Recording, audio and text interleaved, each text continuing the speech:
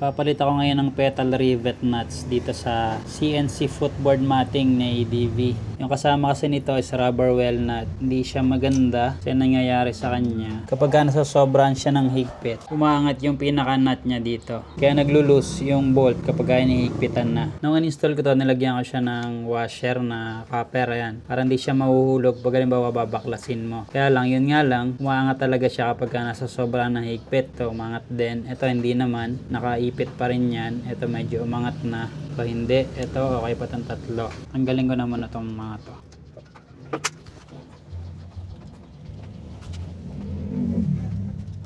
Hindi rin kasi may iwasan na hindi babaklasin to kasi nga andito yung access ng spark plug tapos sa kabilang side yung sa may coolant naman sa reserve. So kung magre-refill ka, kailangan mo talagang baklasin. Kaya naisip ko na palitan siya nitong rivet nut na petal yung type niya. Pagka hinigpitan mo siyang ganyan, may squeeze siya, magiging ganyan. For example, ito yung pagkakapitan, ito. Pag hinigpitan mo siya, iipit siya na ganun. Tapos ito yung nut niya para mas secure yung mga bolts. Unlike dun sa rubber well nut na umaangat na ganun nga. Nawala yung pagkaka-squeeze niya. Kaya naisip ko na ganito yung gamitin para dun sa CNC footboard matting. Yung kabilang side na install ko na, okay na yon. Pakita ko sa inyo yung diskarte sa pag-install naman dito sa isang side na to.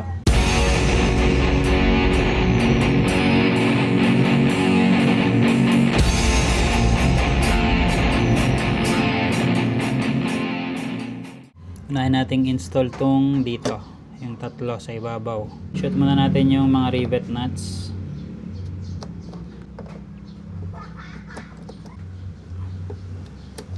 Yan.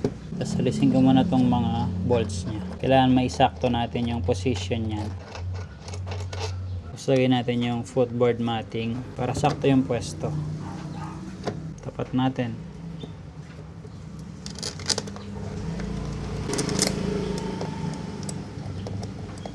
Itong dalawa i-hand tight natin.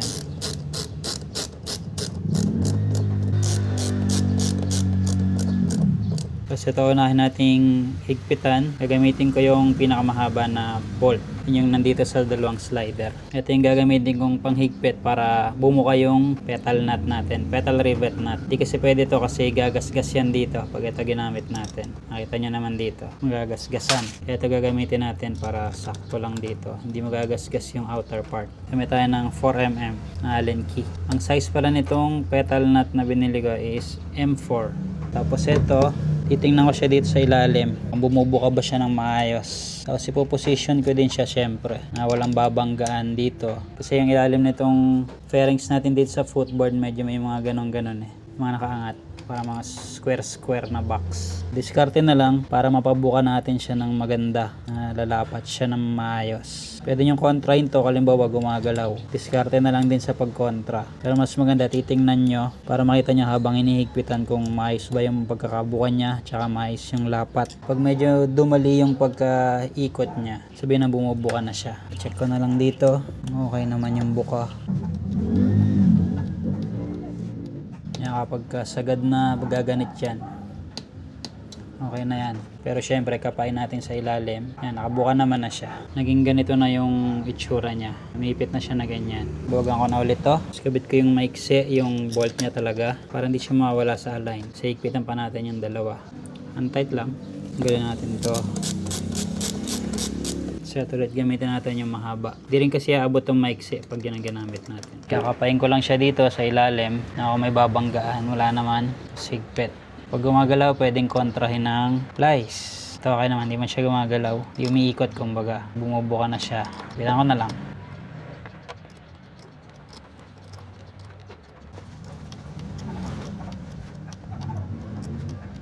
Yan, gumanit na. Okay na yan. Maganit na. Lapat na rin kagaya ng isa. Nakabuka na tapos nakaipit dito sa fairings. Tanggalin natin. Lagay natin yung bolt nya na maiksi. Untight. Tapos dito tayo sa last one. Ito medyo mahirap pero kailangan nating makapa. Wala naman itong babanggaan dito. So higpitan lang natin. Yan, kapa ako na dito. Hindi naman siya umiikot. Siyempre, para makapa nyo yan or may access kayo dito sa mga pagkakabitan, kailangan baklasin nyo yung fairings dito sa may side. Tapos dito, tinanggal ko yung dalawang tornilyo nya para mas madali ko siyang makakapa dito.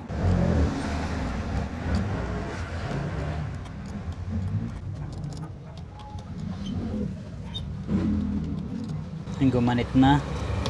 Okay na to. Yan. Huwag na natin lahat ulit. Tapos check natin. Pero okay na siya. Lapat na lahat.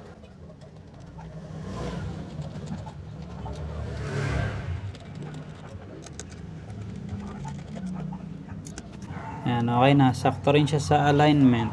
Wala nang alog yan kasi nakaipit. Naigpitan na natin ng maganda. Kabit ko naman itong dalawang tornilyo dito. Inatras ko muna siya para bumalik siya sa dati niyang thread. Plastic kasi itong tornilyuhan ito. Hop, atras. Yan, bumalik sa dating thread. Hop. Okay na to, pwede nating kabit yung dating CNC footboard matting, yung ibabaw na part. Meron na siyang kabitan ng bolt na fixed na. Tatlong maiksi na bolt. Lagay ko rin yung link nung vlog ko ng installation ito para may guide kayo paano siya i-install. Think ko applicable din to sa mga footboard matting na rubber well nut din yung type na kasama niya para maikabit mo. Meron kasi nung parang push clip ang ginagamit naman. Yung parang ganito na malalaki. Pero yung sa mga ganitong type, pwede niyong palitan ng petal rivet nuts para ma-secure yung bolts. Tsaka syempre, hindi siya tanggalin yung kapag magbabaklas ka palagi pag magre-refill ka ng coolant or kapag mag-check ka ng spark plug. Hand tight lang. Mahigpit na. Tapos isa pang higpit na paganto naman yung position.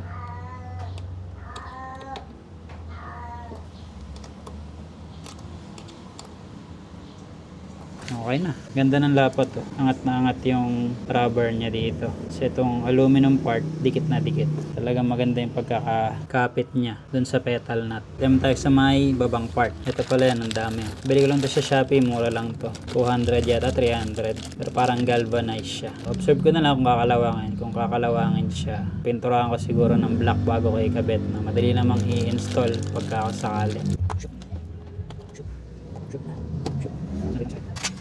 Same process lang din, kagaya ng ginawa ko dun sa taas para ma-align natin ng maganda.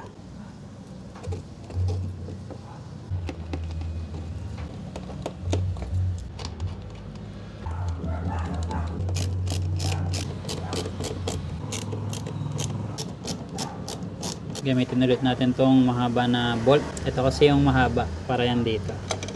Ganyan siya. Pero dahil ligpitan pa lang muna natin, rekta na muna. Binaklas ko yung fairings dito para may access ako dito sa kanya. Pwede kong kontrahin kung umiikot, tapos pwede kong silipin kung maayos ba yung pagkakalapat niya.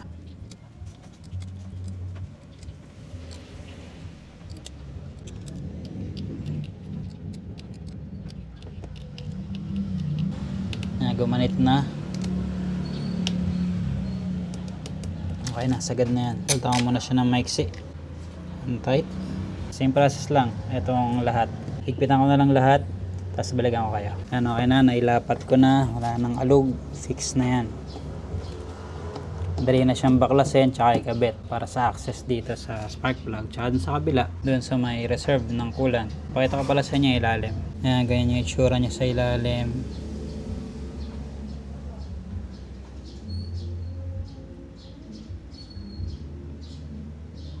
Okay naman.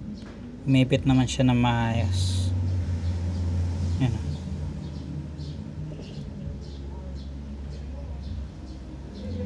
Tapos yung nandito, ayan. Okay na to, kabit ko naman na yung fairings.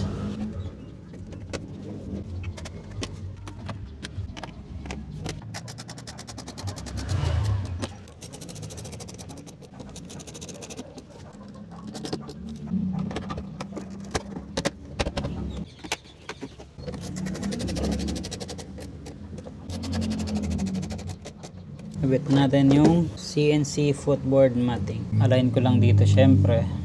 Tapat natin. Tatlong mixing bolts dito. Dalawang mahaba naman dito. Kasama ng slider. 4mm Allen key. Hand tight.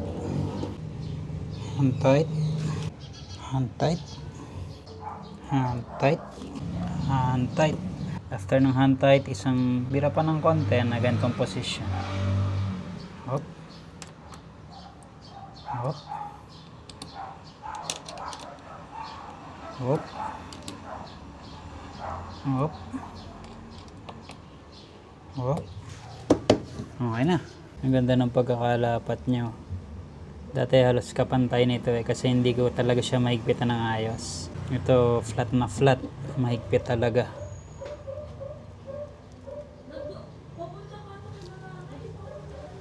Ito naman yung kabila. Okay na rin yan. Yan yung inuna kong ikabit. Okay na yung petal rivet nuts sa CNC footboard matting kay ADB 160.